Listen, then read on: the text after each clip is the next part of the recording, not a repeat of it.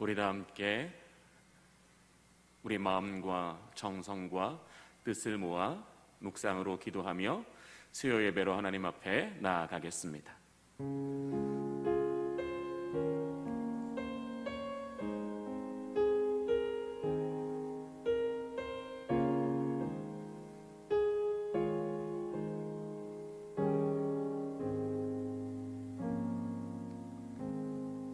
은혜의 성령님, 이곳에 충만하게 임재하여 주시옵소서.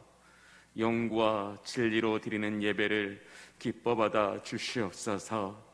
예배하는 성도들에게 예배의 기쁨과 예배의 감격으로 충만하게 채워 주시옵소서.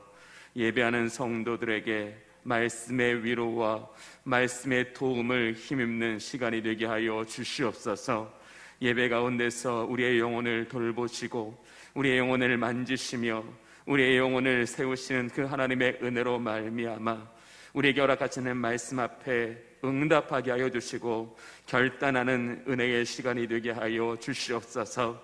이것에 하나님 앞에 시간과 마음과 몸을 구별하여 드리는 예배자들을 우리 하나님께서 긍휼히 여겨주시고 이 예배를 통하여 저들의 영혼을 붙드시사 이번 한 주간에도 하나님의 크신 사랑과 권능 안에서 감사와 복이 넘치는 삶을 살게 하여 주시옵소서. 예수 그리스도의 이름으로 기도하옵나이다. 아멘. 찬송가 288장 함께 찬송 부르시겠습니다. 288장입니다.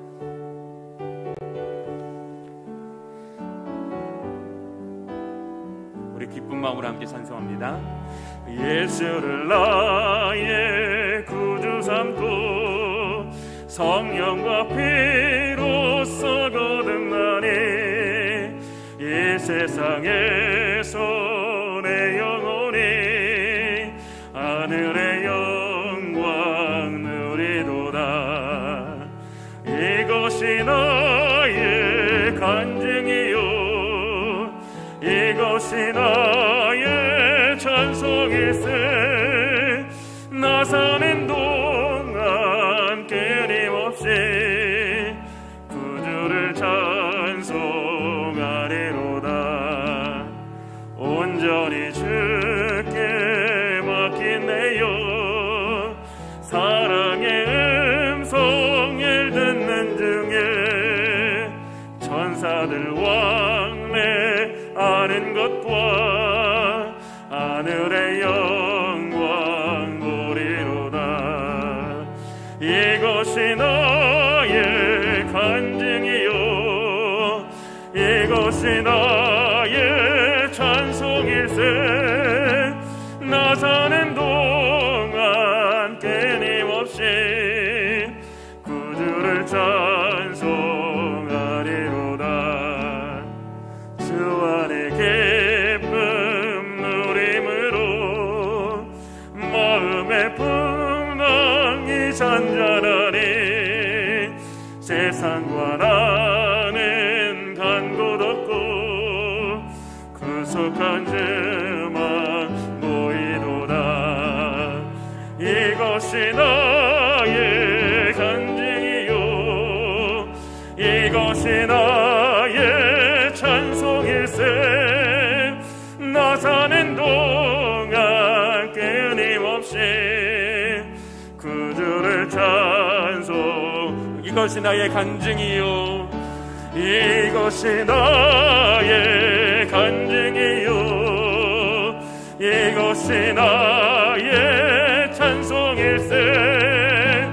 나 사는 동안 끊임없이 구주를 찬송하리로다.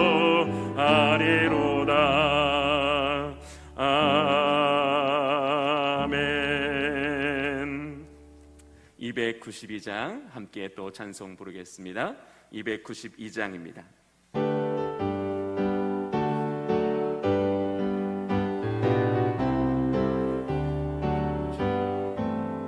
주 없이 살 수 없네 죄인의 구주여.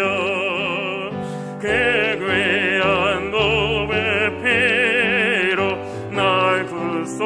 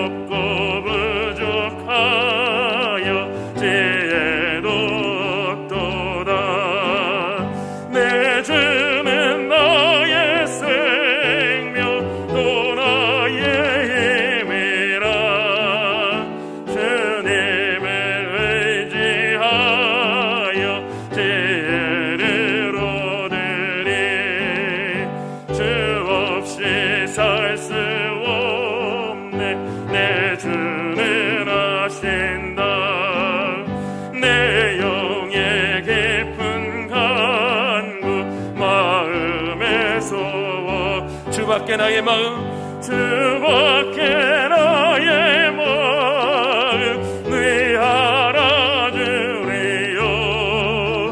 내 마음 외로워서 평온케 하시네.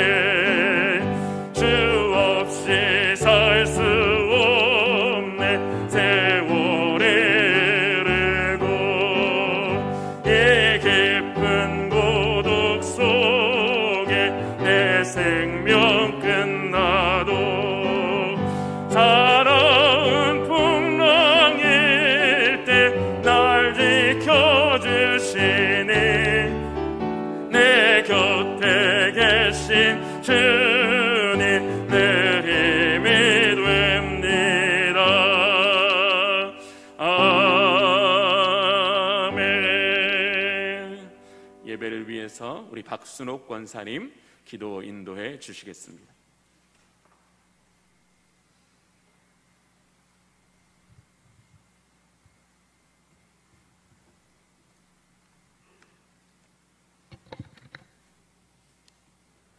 창조주가 되시며 인류를 주관하시는 하나님, 이 시간 찬양으로 영광 올려드립니다. 무더위도 한풀 꺾이고 풍성한 수확의 계절 가을을 맞게 하심을 감사드립니다. 작년 봄부터 코로나로 인해 곳곳에서 많은 어려움을 겪고 있습니다. 국리리 여겨 주시사 어둠이 지나고 남은 밝은 새벽이 오듯이 속히 지나가게 해주시고 대한민국의 평화를 지켜가게 하옵시고 보내주신 이상원 목사님 성령의 충만한 은혜로 강건함을 주셔서 더욱 성장하는 주의 기호로 이끌어 주옵시길 주님의 이름으로 기도합니다.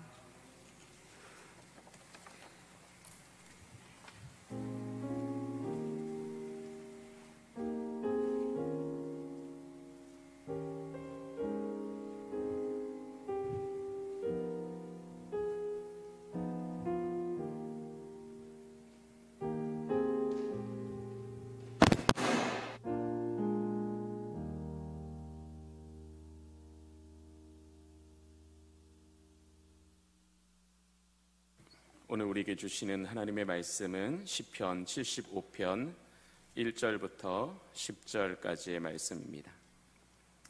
구약 성경 857면입니다. 구약 성경 857면 시편 75편 1절부터 10절까지의 말씀입니다. 하나님의 말씀을 한 절씩 교독하시도록 하겠습니다.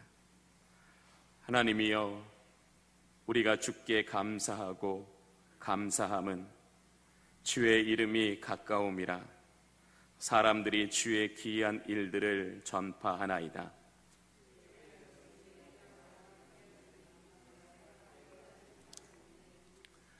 땅의 기둥은 내가 세웠거니와 땅과 그 모든 주민이 소멸되리라 하시도다.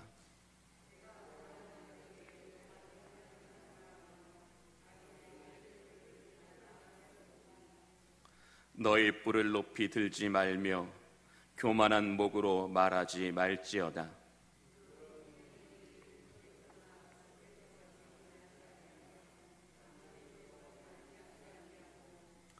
오직 재판장이신 하나님이 이를 낮추시고 저를 높이시느니라.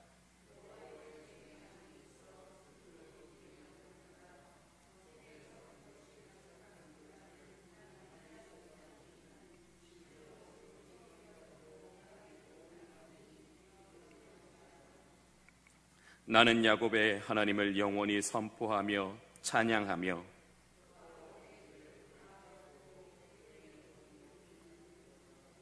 아멘. 어떤 누구도 고난을 즐거워하지도 환영하지도 않습니다. 할 수만 있다면 고난이 오지 않기를 기도하고 오더라도 빠르게 지나가기를 바랍니다. 그래서 우리는 늘 고난 앞에서 우리들의 현재의 상황과 신앙들이 밝히 드러날 때가 있습니다. 인간의 바램과 달리 고난은 생각하지 못할 때에, 준비되지 않았을 때에 우리에게 찾아옵니다. 그래서 우리는 고난을 두려워하고 고난이 우리를 피해 가기를 바랍니다. 그럼 왜 하나님은 인생에게 고난을 주실까요? 우리가 정말로 고난을 잘 알기 위해서는 고난을 대하는 우리는 고난 자체에 시선을 두기보다는 고난을 통해서 하나님께서 우리에게 주시고자 하시는 그 하나님의 섭리를 깨닫기 위하여 고난을 만드신 분께로 우리의 얼굴을 돌리는 것이 제일 중요합니다. 하나님께서 고난을 불필요한 것으로 만드셨다라면 우리 모두는 있는 힘을 다해서 고난을 피하기 위해 노력해야 할 것입니다. 그러나 고난이 하나님께 속하였고 고난에는 하나님의 뜻이 있으며 고난을 통해서 하나님께서 그 택하신 성도들을 유익하게 하신다면 우리는 고난을 통해서 우리 가운데 이루시고자 하시는, 우리 가운데 주시고자 하시는 하나님의 계획 앞에, 하나님의 목적 앞에 겸손과 인내로 주님께 나아가는 것이 성도의 바른 자세일 것입니다. 고난을 이해하기 위해서는 우리를 먼저 하나님을 이해하는 것이 선행되어야 합니다. 우리가 하나님을 사랑의 하나님이라고 안다면 우리는 고난 속에서도 누구를 의지해야 하고 누구에게 기도해야 하며 누구로 말미암아 살아가야 할 것을 분명히 알 수 있기 때문입니다. 왜 우리는 사랑의 하나님이라고 우리의 입술로 수십 번, 수백 번, 수천 번 부르며 그 이름에 기도하였지만 왜 고난을 당할 때마다 우리는 그 고난이 하나님께 속하였고 그 고난은 우리를 유익되게 하시는 그 하나님의 은혜의 관점에서 고난을 바라보지 않고 왜 고난이 우리에게 마치 불필요한 것처럼 그 고난에 대하여 우리는 두려워하고 반색하며 고난이 우리에게 속히 지나가기를 우리는 기도하는지 우리는 잘 알지 못할 때도 있는 것 같습니다. 우리가 고난을 더 깊이 경험하고 고난을 통해 더 좋은 유익을 발견하기 위해서는 우리는 하나님의 사랑의 깊이와 넓이와 높이를 아는 것이 필요합니다. 우리 안에 하나님의 충만한 그 사랑의 깊이와 넓이와 높이가 있다면 우리를 향하여 인자와 긍휼을 베푸시고 우리를 시험을 당할 때에 피할 길을 주시는 그 은혜의 하나님께서 저와 여러분에게 허락하신 고난이라면 우리는 이 고난을 통해서 하나님을 알고 하나님을 배우고 하나님을 채워줌으로써 우리는 이 고난을 통해 저와 여러분의 인생을 더 아름답게 지어가시고 복이 되게 하시는 그 하나님의 은혜에 집중하는 것이 우리가 이 고난에서 하나님을 기쁘시게 하는 것이고 이 고난이 우리에게 복이 되는 길이라는 것을 성경은 우리에게 여러 번 이야기하고 있습니다. 시편 75편에서 지금 시인은 고난이라는 상황 가운데 있습니다. 지금 시인이 당하는 이 고난은 BC 710년경 아수르 왕이었던 사렙입이 예루살렘을 함락하기 위하여 포위하고 있는 상황입니다. 아수르의 왕 사렙은 남유다를 침공하여 유다의 여러 마을들을 다 함락하고 이제 예루살렘으로 점점점 더 가까이 오고 있었습니다. 아수르 왕 사렙은 수십만의 군대로 하여금 이 예루살렘 성을 둘러싸고 겹겹이 포위하고 있었습니다. 당시 이 사네립 군대의 장수였던 랍사게는 예루살렘을 마치 도관에 든 쥐와 같다라고 조롱하면서 히스기야 왕을 모독하고 이스라엘 민족의 항복을 종용하였습니다. 사면초가의 상황에서 히스기야 왕은 그 옷을 찢고 굵은 베옷으로 갈아입고 하나님의 전으로 들어가 하나님 앞에 엎드려 기도하였습니다. 히스기야 왕은 지극히 교만한 하나님을 모독하는 악한 자들을 심판하여 주시기를 간구하였습니다. 또 신하들에게는 이사야 선지자에게 그들을 보내어 이스라엘의 구원을 위하여 기도해 줄 것을 요청하였습니다. 시간이 얼마 지나지 않아 이사야 선지자로부터 회신이 왔습니다. 그 내용은 이러합니다. 하나님께서 당신을 모독한 사내립의 그 교만을 꺾으실 거라는 하나님의 심판의 메시지가 이스라엘 민족에게 주어졌습니다. 이 시편 75편은 이 이사야 선지자의 메시지를 들은 시인이 그 메시지를 받은 이후에 기록한 시편입니다. 시인은 고난을 통해서 이 고난을 주시는 하나님의 목적을 깨닫게 되었습니다. 이제 하나님의 목적을 깨닫게 되었기 때문에 이 시인은 이 고난을 대하는 태도가 달라지고 있습니다.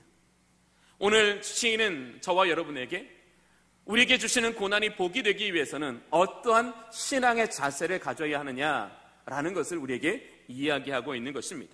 즉 고난을 당할 때에 성도에게 정말로 중요한 것이 뭐냐면 그 고난을 대하는 태도라는 것입니다.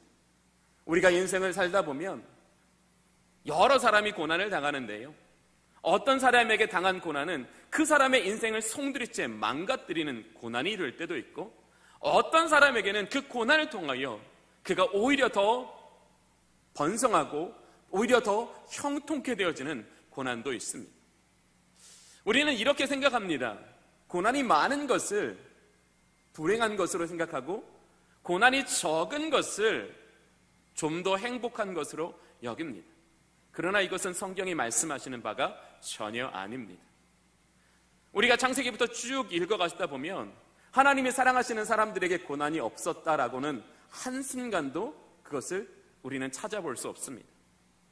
하나님께서 사랑하시는 자들마다 고난이 있었고 그 고난을 통해서 그들은 하나님의 사람으로 더 온전하여 졌으며 그 고난을 통하여 하나님의 선하신 뜻과 역사하심을 경험할 수 있었습니다.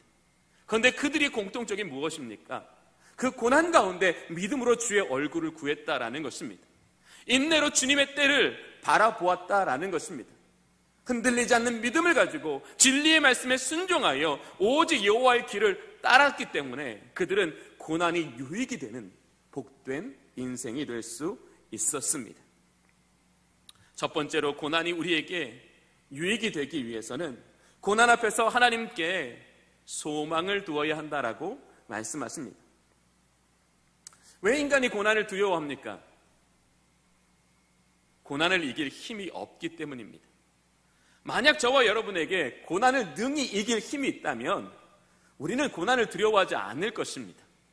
내가 우리 앞에 있는 고난을 능히 이기고도 남는 힘이 있는데 왜 이 고난 앞에 두려워합니까? 전혀 두려워하지 않겠지요.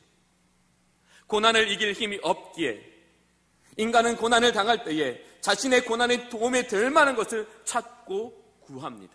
심지어 그리스도인들조차도 이 고난이 하나님께 속하였고 이 고난을 통해서 주시는 하나님의 유익을 발견하기보다는 이 고난이 자신으로부터 어떻게 하면 좀 더 가볍고 어떻게 하면 좀 더 쉬울까, 하나님 아닌 다른 도움을 구하고 하나님 아닌 다른 것을 구하는 것을 볼 수 있습니다.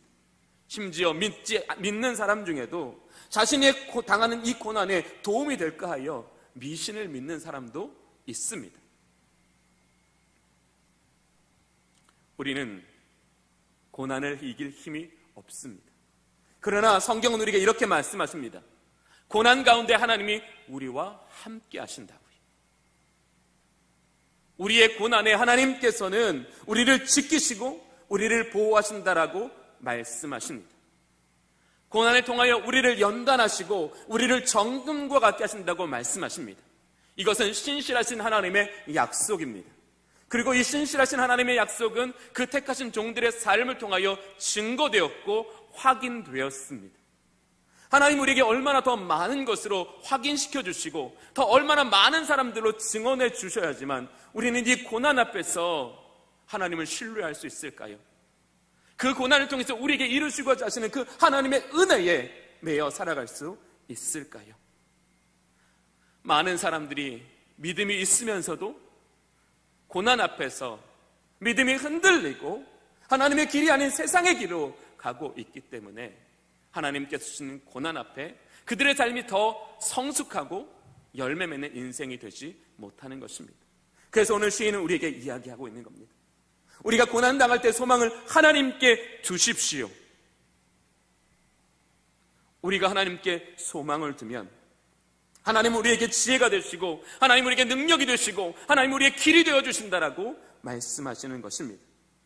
우리가 고난 가운데 하나님의 사랑을 의지하고 하나님의 권능을 의지하고 하나님의 목적을 의지한다면 우리는 요셉과 같은 인생으로 세워질 수 있으며 우리는 여호수아와 갈렙과 같은 영적인 삶을 살 수 있다라고 강조하시는 것입니다. 우리는 성경의 예를 한번 찾아보겠습니다. 다니엘은 고난 상황 가운데서 고난을 회피하기보다는 고난을 믿음으로 직면하였습니다. 다니엘은 기도하지 않는 선택을 잠시 동안 할 수 있었습니다. 평생 기도하는 거 잠시 동안 기도를 멈춘다고 해서 내 믿음이 약해지는 것도 아닌데 우리는 이러한 쉬운 선택을 할 수 있다라는 것입니다. 즉 내가 믿음이 변할 것도 아닌데 내가 잠시 기도하지 않는다고 해서 하나님이 나를 멀리 하시는 것도 아닌데 급한 비바람을 피하고 보자라는 심정으로 우리는 잠시 우리의 인생에서 고난 상황 가운데 기도를 중단할 수 있습니다. 왜? 우리가 기도하는 것이 우리의 삶에 고난을 가져온다면 그러한 선택을 할 수도 있겠지요. 또 다니엘은 자신을 고발하려는 사람들 앞에서 자신의 신앙이나 영적인 습관을 교묘히 숨길 수도 있었습니다. 왜요? 남들이 다 잘 때 보지 않는 중에 기도해도 되잖아요. 그러나 다니엘서를 보면 어떻게 기도했다고요? 습관을 따라 기도했다라고 했어요. 왜 다니엘이 이렇게 자신 앞에 자신의 이 기도가 자신을 위험에 빠뜨리고 자신을 이 포로된 땅에서 한없이 추락하게 만드는 이 상황 가운데서도 그는 기도하는 것을 쉬지 않았을까요?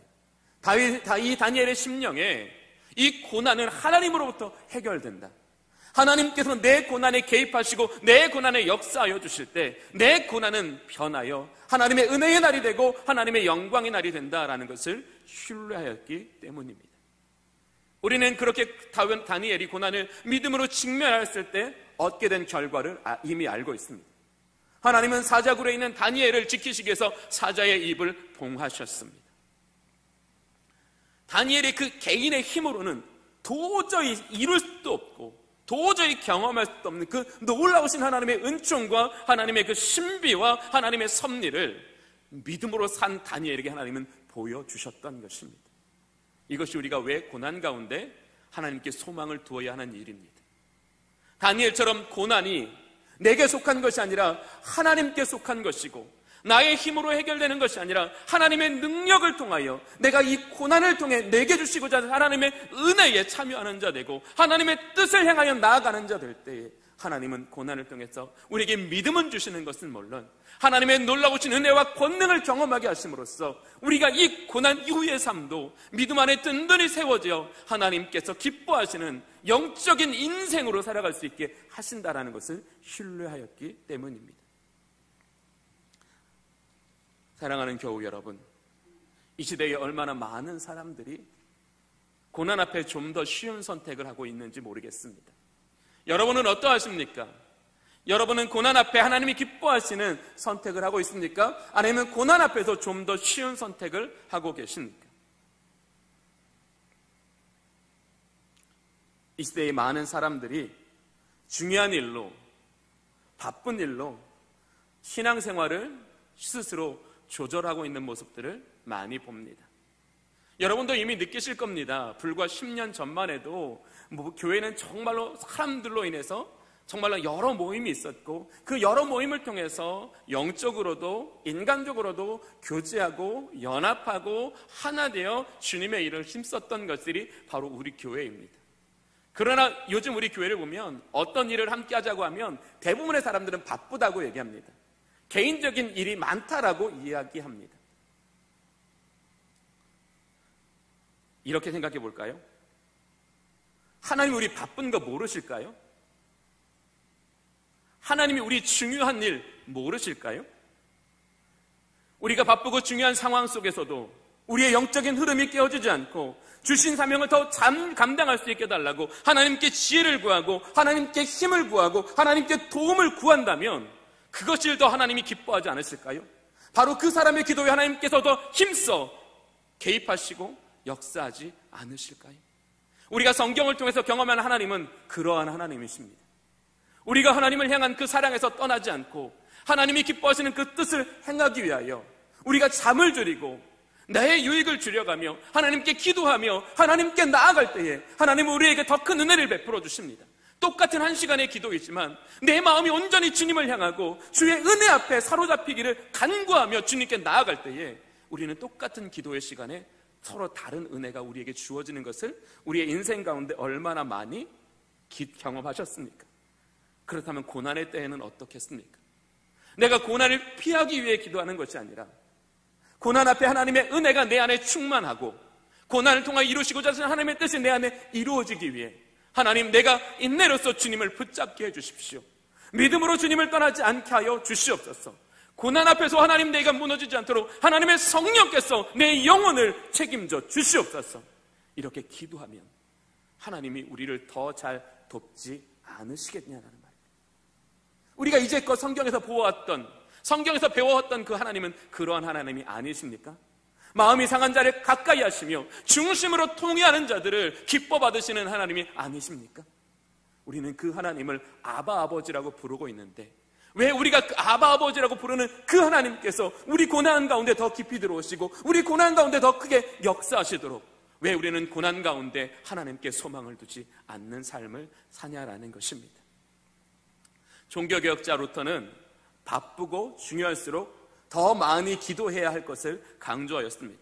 중요한 때일수록 중요한 일일수록 인간의 노력도 중요하지만 하나님께로부터 오는 지혜가 하나님께로부터 오는 능력이 하나님께서 주시는 분별함이 하나님께서 주시는 결단함이 인간의 상황과 결과에 더 좋은 것이 되기 때문에 루터는 우리가 중요하고 바쁠 때 더 많이 기도해야 한다라고 강조했습니다. 근데 우리는 어떠합니까?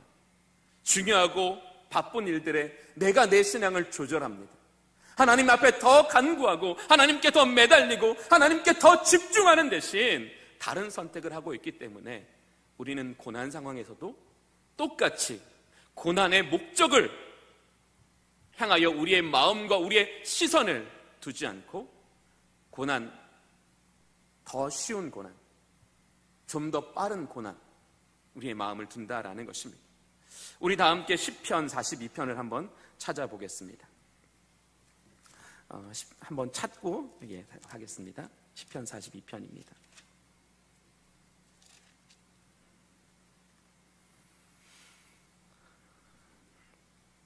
시편 42편 우리 찾으셨으면 우리 한 목소리로 11절을 읽어보겠습니다.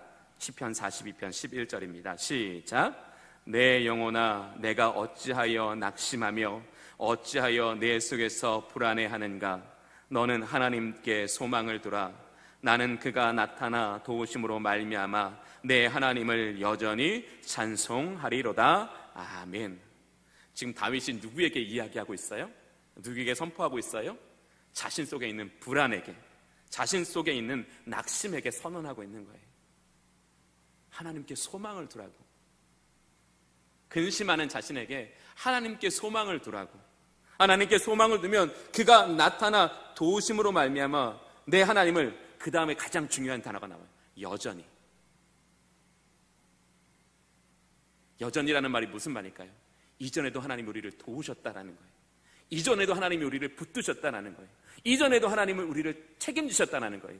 그래서 나는 하나님을 찬양했는데 그러함에도 불구하고 인간의 마음은 이렇게 연약하다는 것을 말하는 거예요.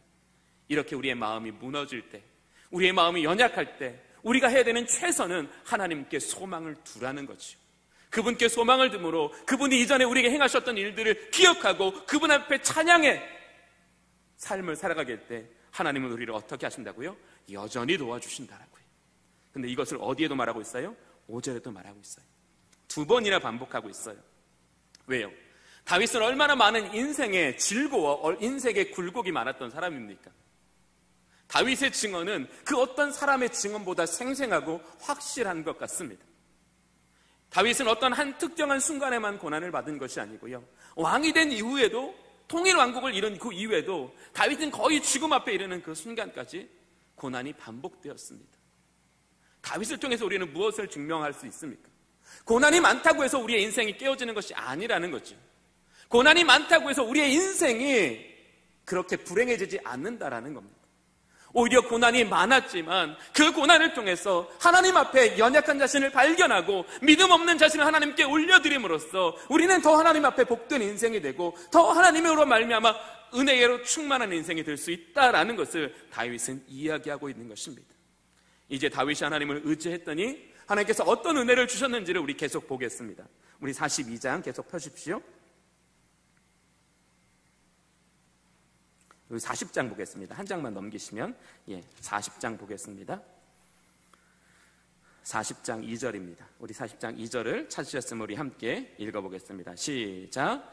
나를 기가 막힐 웅덩이와 수렁에서 끌어올리시고 내 발을 반석 위에 두사 내 걸음을 견고하게 하셨도다. 하나님께 소망을 둘게 하나님 우리에게 어떻게 하셨다고요?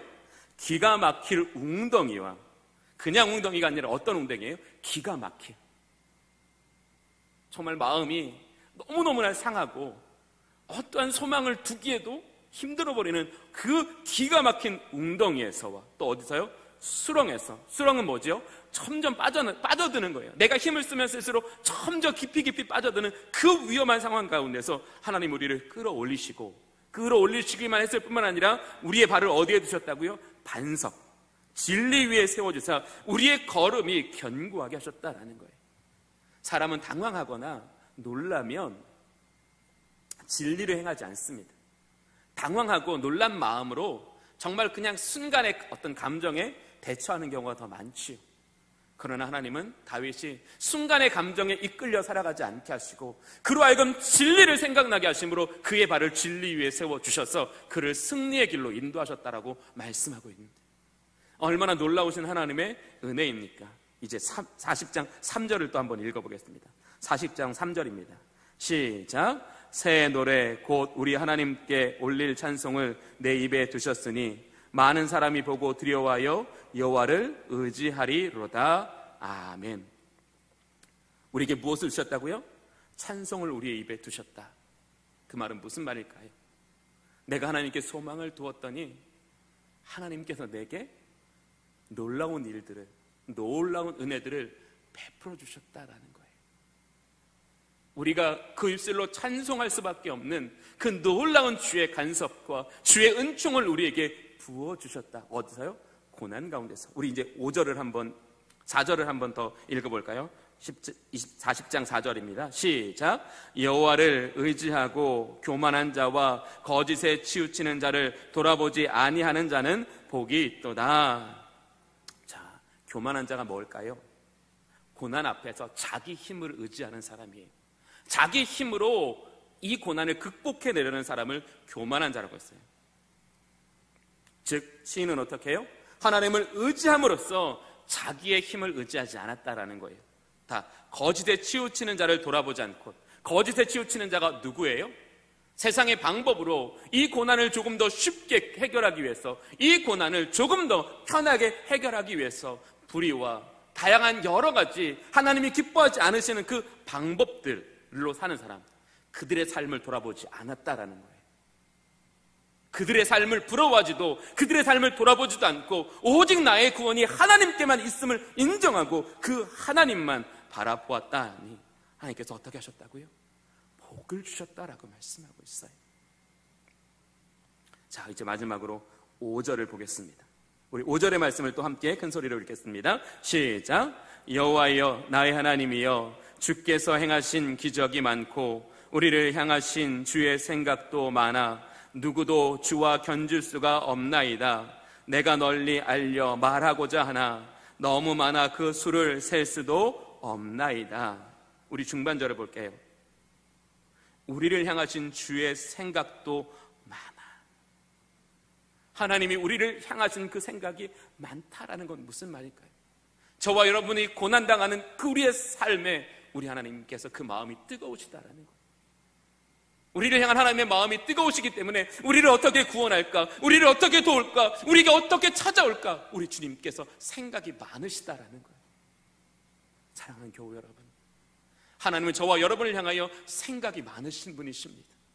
하나님의 생각은 곧 하나님의 행동으로 이루어져 그 하나님의 행동은 우리에게 승리를 가져다 줍니다. 뭐라고 말합니까? 너무 많아 그 수를 셀 수도 없나이다.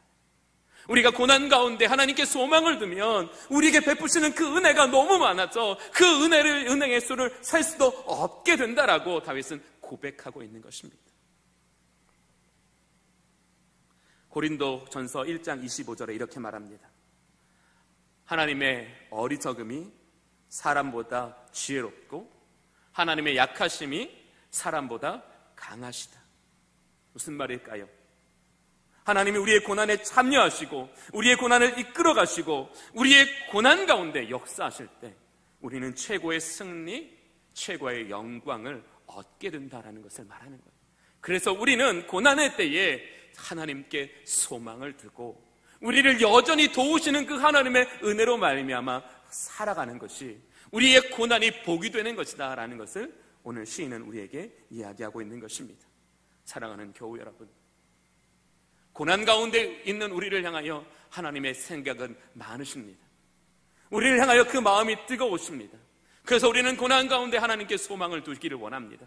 소망 가운데 주님을 의지하기를 원합니다.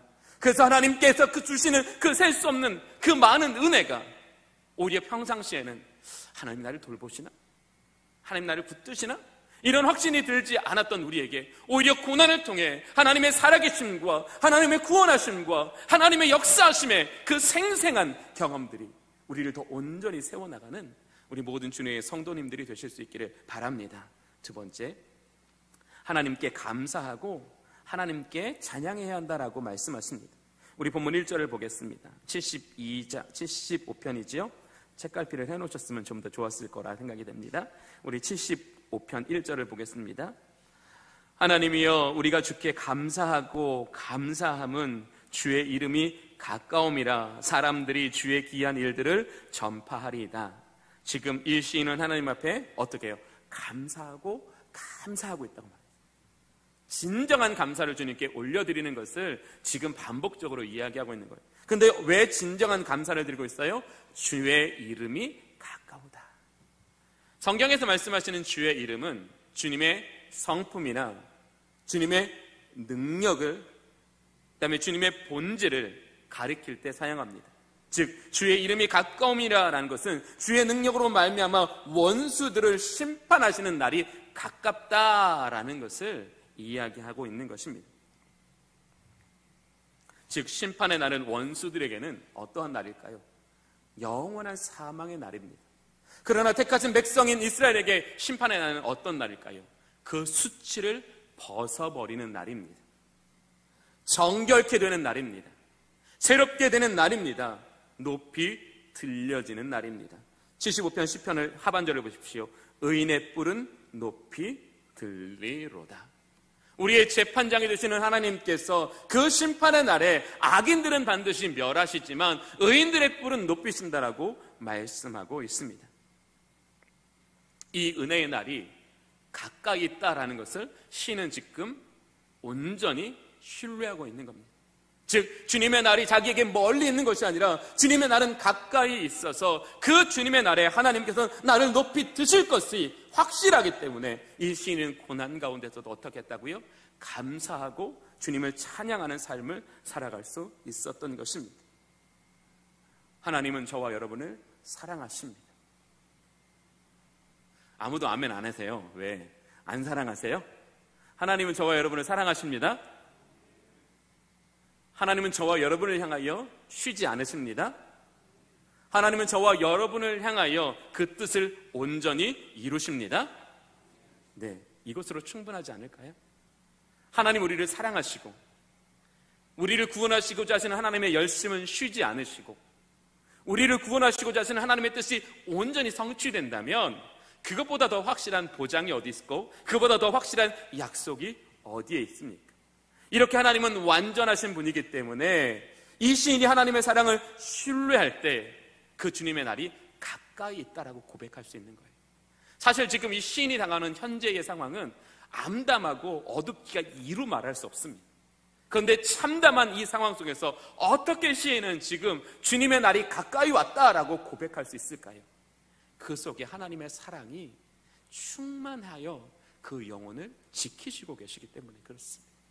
사랑하는 교우 여러분, 하나님께서 저와 여러분에게 정하신 시간은 하나님의 완전하신 시간인 줄로 믿습니다. 하나님의 완전하신 시간을 통해서 우리의 뿔을 높이 드시는 줄로 믿습니다. 그러면 우리는 어떻게 해야 될까요? 그 날을 기다려야 되겠지요. 그 날을 의지해야 되겠지요. 그 날에 깊이 들어가야 하겠지요. 즉 하나님을 사랑하고 그 날이 가까웠다라는 것을 신뢰하는 자가 그 고난에 깊이 들어갈 수 있다라는 거예요. 여러분 한 번이라도 주님의 고난에 깊이 들어가 보신 적이 있습니까? 주님, 이 고난은 나를 살리는 고난입니다. 이 고난은 나를 영광스럽게 하는 고난입니다.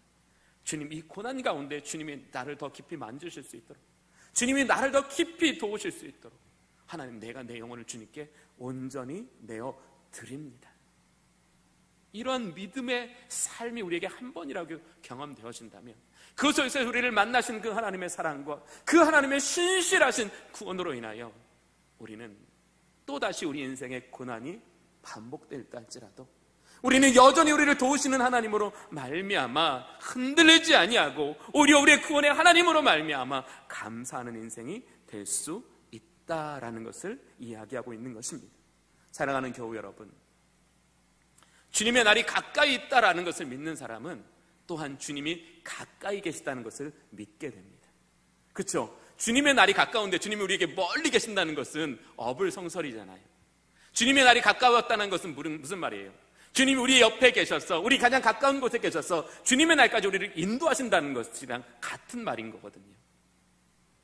주님의 날이 가까이 있다는 것을 믿는 사람은 주님이 가까이 계신다는 것을 믿는 사람입니다.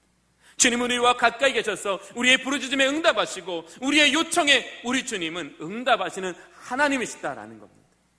그렇게 주님의 날이 가깝고 주님이 가깝고 주의 이름이 가깝다라고 느끼는 사람은 고난 중에서도 감사하고 고난 중에서도 찬송하게 되는데, 찬송 중에 거하시는 하나님이 우리의 믿음의 감사를 받으시고 우리의 믿음의 찬송을 받으신다면 하나님의 큰 위로와 하나님의 도움은 저와 여러분을 반드시 지켜 보호하여 주신다는 거예요.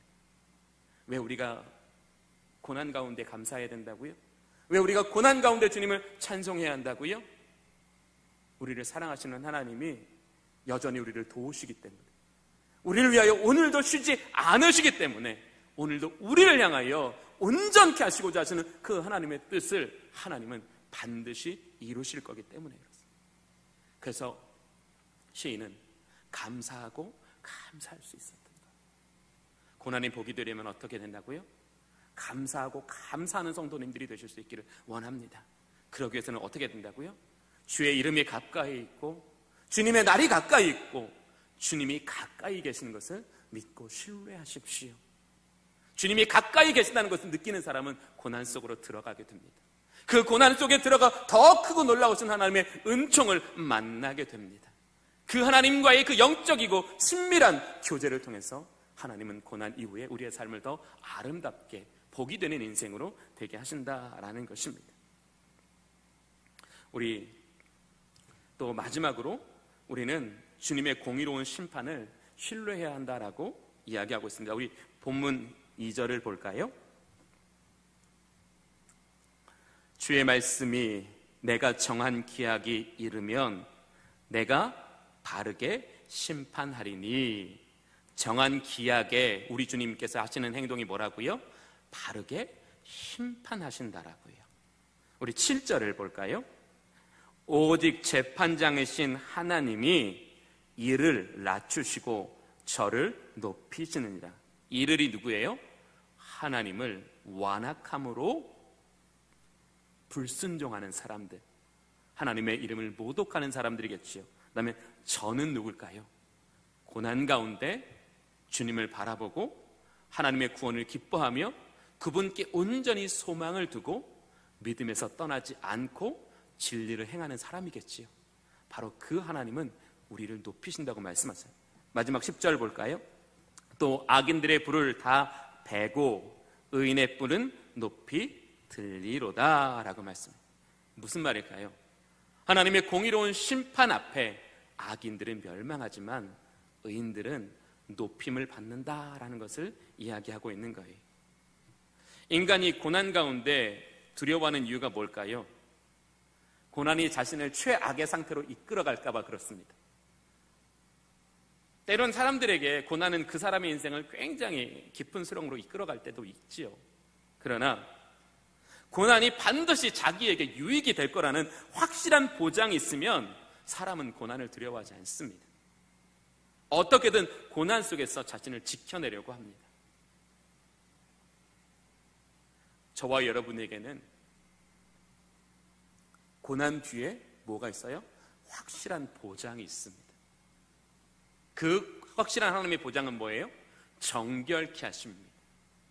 온전케 하십니다. 거룩하게 하심입니다. 그 하나님의 온전한 뜻이 우리 안에 성취될 때 우리는 심판의 날에 우리의 모든 수치를 벗기시고 우리의 이름을 높이 드시는 하나님으로 말미암아 하나님의 영광을 드러내는 인생이 될 수 있습니다. 그래서 지금 이 시인은 고난 중에서도 믿음으로 주님을 바라보고 있는 거예요. 왜? 주님은 공의의 하나님이십니까? 자기가 그 공의의 하나님을 믿는 믿음 안에서 아까 시편 40편 3장의 말씀처럼 교만하지 아니하고 악한 자들에게 마음과 시선을 뺏기지 않으면 하나님 우리에게 복을 주실 거기 때문에 이 시인은 그 공의로우신 하나님을 향한 믿음으로 자신의 삶을 견고히 지켜내고 있는 것입니다. 인간은 보여지는 것으로는 낙심하고 실족합니다. 우리가 살다 보면 어느 순간에는 참 믿음을 잘 지켜요. 그런데 그러다가도 예상치 못한 어려움이 오면 우리는 눈에 보이는 것만으로 이제껏 하나님 우리에게 베풀으셨던 은혜는 살짝 잃어버리고 눈에 보이는 것만으로 실족하고 낙심할 때가 있습니다. 믿음이 약해지면 어떻게 되시는지 아십니까? 세상의 것이 커 보이게 됩니다. 믿음이 약해지면 세상의 것이 커 보여요. 내가 세상에 이것을 가지면 좀 더 안전할 수 있을 것 같고 세상에 이것을 소유하면 내가 좀 더 편안할 것 같은 생각이 더 많이 든다라는 거지요. 믿음으로 주님의 날을 준비하고 믿음으로 주님의 날을 기다리는 삶을 살지 못한다라는 것입니다. 그러나 믿음 없는 삶은 고난을 지난 후에도 유익이 없습니다. 고난을 지났다고 해서 모든 사람에게 유익이 있다는 것이 아니라는 것입니다. 고난이 유익이 되려면 그 길을 어떻게 지나야 된다고요? 믿음으로 지나야 된다고요. 고난이 유익이 되려면 그 과정에 반드시 믿음이 들어가야 한다는 것을 강조하고 계시는 것입니다. 오늘 이 시인은 공의의 하나님을 향한 참된 믿음으로 자신의 삶을 지켜내고 있는 것입니다.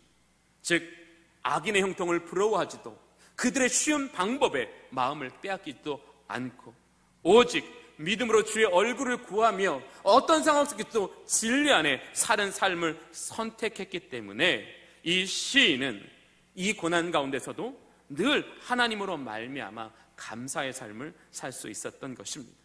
사랑하는 교우 여러분, 왜 우리가 이 고난 가운데 복이 되는 삶을 살기 위해서 하나님께 소망을 두어야 하며 하나님의 이름이 가까이 계심을 신뢰하며 하나님의 공의를 의지해야 합니까? 우리 시편 91편을 한번 찾아보겠습니다.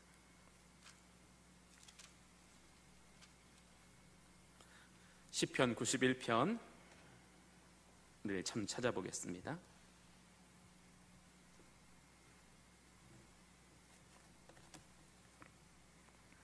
시편 91편입니다.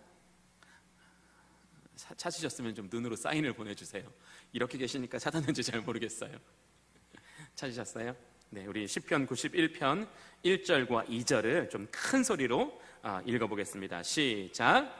지존자의 은밀한 곳에 거주하며 전능자의 그늘 아래에 사는 자여, 나는 여호와를 향하여 말하기를 그는 나의 피난처요 나의 요새요 내가 의뢰하는 하나님이라 하리니. 왜 우리가 고난 가운데 하나님께 소망을 두고 고난 가운데 주님의 이름이 우리에게 가까이 있음을 바라보며 공의의 하나님을 온전히 신뢰해야 합니까? 지존자의 은밀한 곳에 거주하기 위해서요. 지존자의 은밀한 곳에 거주하는 그 은혜를 누리기 위해서입니다. 또 어떻게 해요? 전능자의 그늘 안에 살기 위해서요. 우리가 지금 예수를 믿지만 우리는 지존자의 은밀한 곳에 거주하고 있습니까? 우리는 전능자의 그늘 아래 살아가고 있습니까?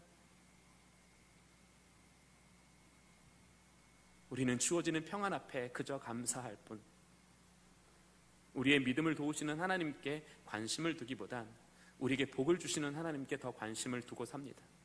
그러니 지존자의 은밀한 곳을 우리는 더 기대하지 않습니다. 전능자의 그늘을 축복의 개념과 생각하지, 전능자의 그늘 속에서 우리의 영혼이 다시 살아나고 우리의 영혼이 장성한 믿음의 분량에 이르는 것을 기대하지 않는다는 거예요. 그러나 사랑하는 교우 여러분, 우리 주님이 저와 여러분을 살게 하시는 곳이 어디예요?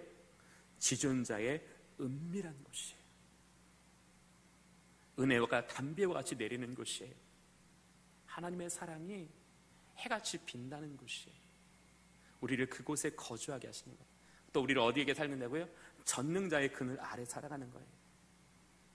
우리를 외부의 시험에서부터 건져주시는 곳이 아니라 외부의 시험 앞에서도 우리가 그곳에 안전하게 거하여 우리가 인내로 그 날을 향하여 나아가도록 만드시는 그 하나님의 은혜 앞에 살아가는 거예요. 자, 그 안에 있는 우리는 어떻게 고백한다고요? 나는 여호와를 향하여 말하기를 그는 나의 피난처요 나의 요새요 내가 의뢰하는 하나님이라. 고난 가운데 우리가 하나님은 나의 피난처이십니다, 나의 요새이십니다, 나의 의뢰하는 하나님입니다 라는 이런 믿음의 고백보다, 이 믿음의 선언보다 우리를 더 든든하게 지켜줄 것이 무엇이 있겠습니까? 우리가 이렇게 선언하고 이렇게 선포하는 삶을 살기 위해서 우리는 고난 가운데 하나님께 소망을 두고 하나님을 가까이 하고 공의로우신 하나님을 향한 신뢰로 지존하신 자의 그 은밀한 곳으로 우리의 영혼을 이끌어가며 전능자의 그늘 아래 사는 것을 희망할 때 저와 여러분의 입술에서는 항상 피난처요 요새요 의뢰하는 하나님으로 말미암는 영혼의 도움과 영혼의 인도함과 영혼의 평안을 누리며 살아갈 수 있습니다. 사랑하는 교회 여러분, 하나님은 우리의 고난이 복이 되게 하시는 하나님이십니다. 그러나 그 복은 저절로 주어지는 복이 아니라는 게 은혜인 줄로 믿습니다. 가만히 앉아 있어도 복을 받게 하시면 우리는 무능해지지 않을까요? 그래서 제가 지난번에 설교했잖아요. 하나님 우리에게 환경을 도우시기보다 믿음을 도우신다라고요. 믿음을 도우시면 그 다음에는 믿음으로 이길 수 있으니까, 믿음으로 막히지 않을 수 있으니까요. 오늘 본문도 마찬가지입니다. 하나님은 이 하나의 고난을 통해서 누군가에게는 심판이지만 누군가에게는 회복의 날이 되게 하시는 하나님이십니다. 그 은혜의 날을 우리가 경험하고 그 은혜의 날에 저와 여러분이 높이 들려주기 위해서는 무엇이 중요하다고요? 고난을 대하는 우리의 태도가 중요하다라고요. 우리가 하나님의 자녀인 것 중요하죠.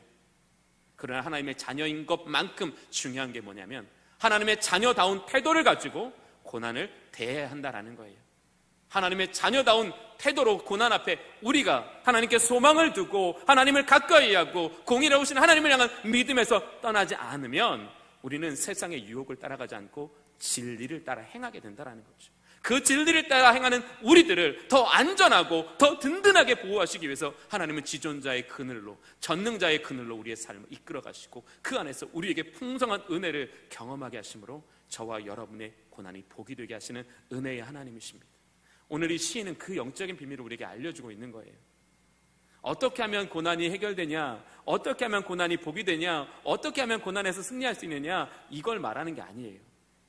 그것도 분명히 말하고 있는 내용 중에 하나이겠지만 그 은혜가 우리에게 어떻게 주어지느냐를 자기 일을 통해서 이야기하고 있는 거예요.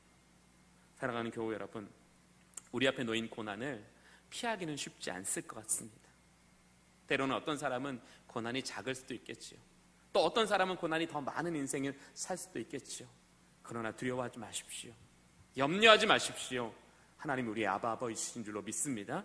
그분이 우리를 향하여 권능을 나타내시고 우리를 향하여 여전히 우리를 도우실 때, 우리가 그 하나님의 사랑을 신뢰하고 그 하나님의 그 그늘 아래로 우리의 고난을 가지고 나아가며 우리의 문제를 가지고 나아간다면 그 끝은 우리에게 복이 될 줄로 믿습니다.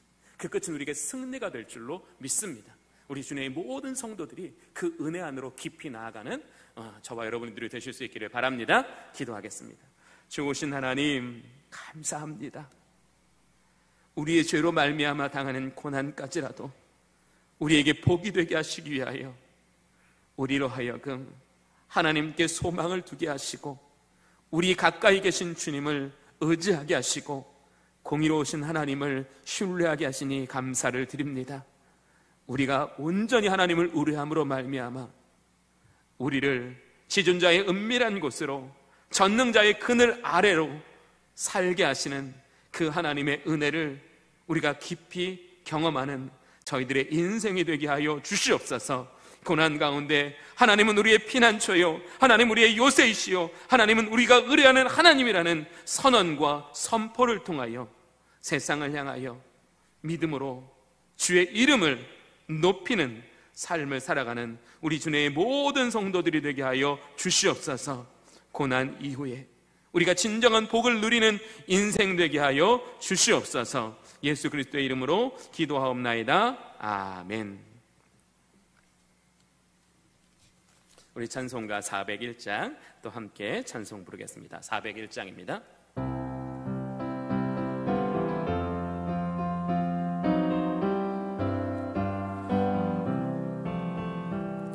주의 곁에 있을 때 마음이 든든하오니 주여 내가 살 동안 인도하여 주소서. 주여 주여 너를 인도하소서. 빠른 세상 살 동안 주여 인도하소서. 피난처인 예수여 세상 물결험할 때 크신 은혜 베푸사 나를 숨겨주소서. 주여 주여 나를 인도하소서. 빠른 세상 살 동안 주여 인도하소서. 세상 풍파 지나는 영화로운 나라와 눈물 없는 곳으로 들어가게 하소서. 주여 주여 나를 인도하소서.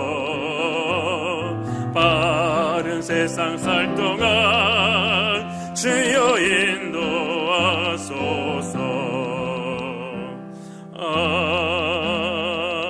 아멘.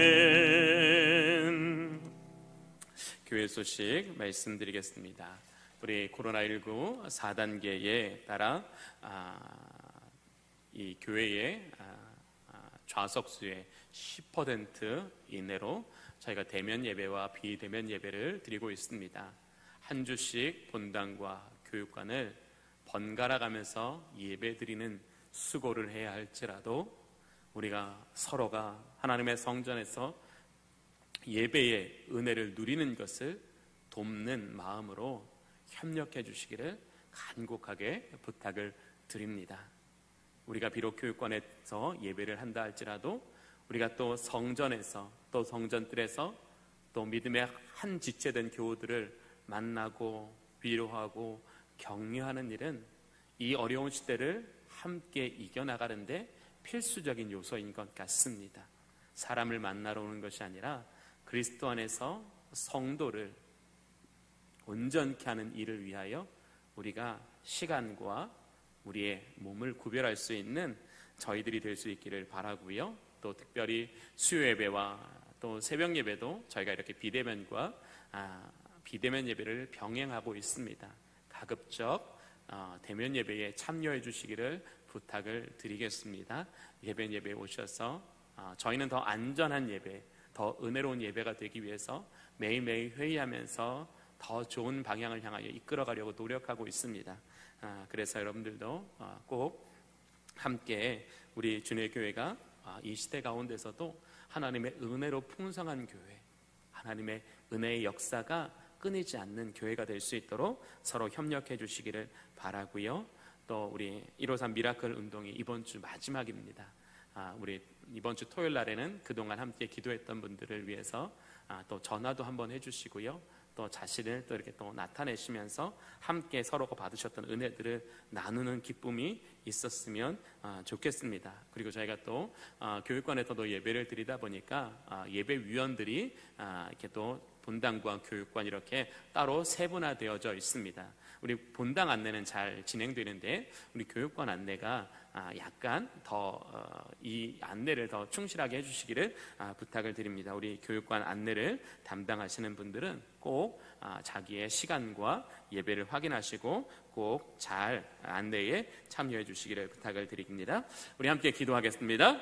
은혜로우신 아버지 하나님, 감사합니다. 오늘도 하나님께서 사랑하시는 성도들을 하나님 거룩한 성전으로 인도하여 주시고 우리의 삶의 주관자가 되시며 우리의 삶의 선한 목자가 되시는 하나님의 은혜 안에 온전하신 주의 사랑을 깨닫고 주님의 마음을 우리 속에 품고 또 다시 하나님 우리의 일상으로 나아가게 하시니 감사를 드립니다. 우리를 늘 눈동자와 같이 아끼시며 우리를 생각하시는 그 생각이 셀 수 없으신 그 하나님의 사랑을 인하여 오늘 우리에게 주어진 상황 가운데 믿음으로 살아가는 우리 모든 주님의 성도들이 되게 하여 주시옵소서. 믿음으로 주의 얼굴을 구하며 비록 우리 가운데 고난이 있을지라도 그 고난을 통하여 우리 가운데 역사하시고 이루실 그 하나님의 뜻을 신뢰하며 하나님께 소망을 두고 우리 가까이 계신 주님을 붙잡으며 공의로우신 하나님을 향한 바른 믿음으로 살아가는 우리 주님의 모든 성도들이 되게 하여 주시옵소서. 지존자의 은밀한 곳에 거하는 복이 있게 하여 주시옵소서. 전능자의 그늘 안에 살아가는 복이 있게 하여 주시옵소서. 우리의 이름으로 여호와 하나님 앞에 선포하며 여호와 하나님의 이름으로 말미암는 승리의 삶을 살아갈 수 있도록 성령 하나님 도와 주시옵소서. 지금은 우리 구주 예수 그리스도의 은혜와 하나님 아버지의 크고 놀라우신 사랑하심과 성령 하나님의 내주하시고 역사하시며 교통하시는 그 은혜가